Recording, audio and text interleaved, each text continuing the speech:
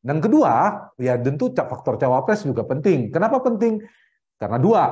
Satu, sekarang tidak ada capres incumbent.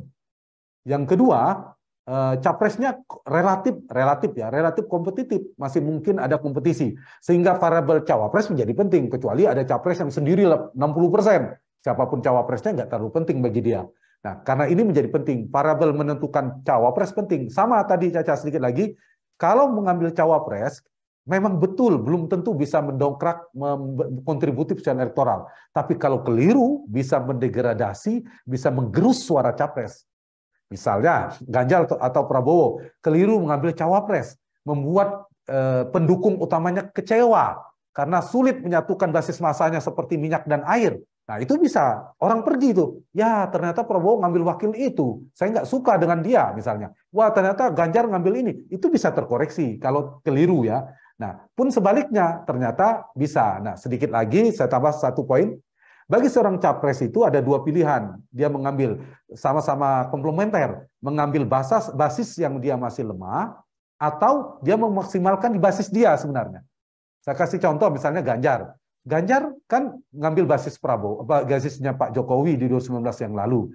Tapi tingkat kepuasan tadi di data kami kepada Pak Jokowi kan 75%. Elektabilitas Mas Ganjar baru separuhnya, bahkan belum nyampe. Artinya masih banyak pendukung Jokowi yang belum pemilih Ganjar. Ada opsi bagi Ganjar mencari pemilih Jokowi, artinya cari basis Jokowi. Atau ngambil opsi yang kedua, wah Mas Ganjar bilang, saya lemah nih di basis-basis non-Jokowi, yang dulu basisnya Prabowo 2019. Nah, maka Ganjar akan cari wakil yang berusaha untuk melengkapi di mana dia lemah.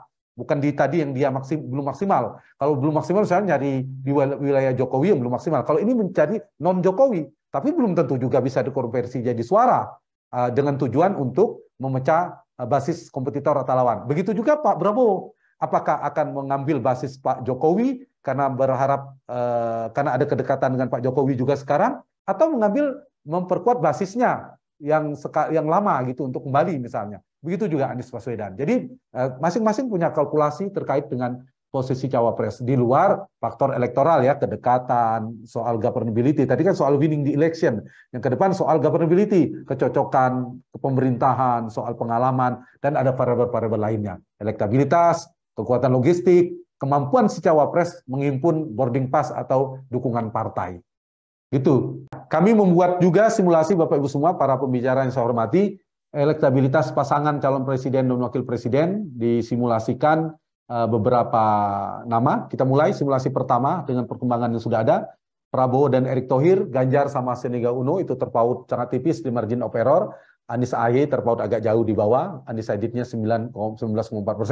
Selanjutnya, Ganjar berpasangan dengan Erick, Prabowo berpasangan dengan Muhaimin Iskandar. Ini juga sangat tipis sekali.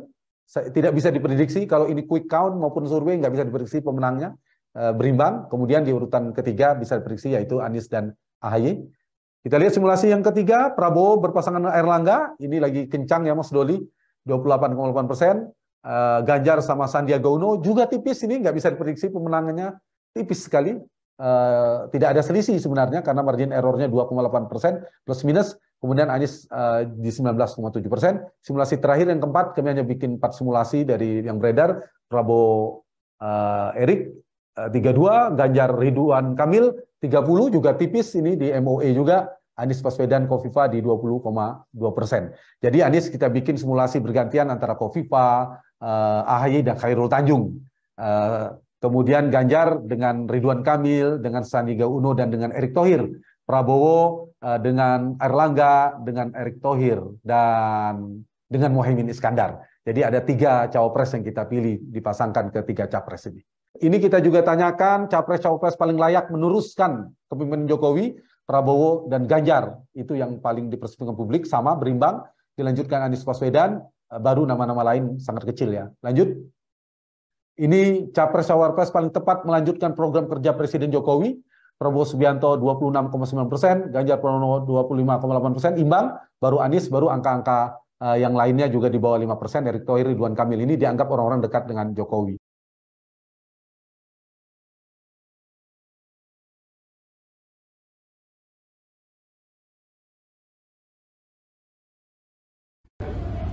Sudah tahu informasi terbaru belum? Kalau belum, langsung cek YouTube Liputan 6 SCTV. Jangan lupa subscribe, comment, like, dan juga share.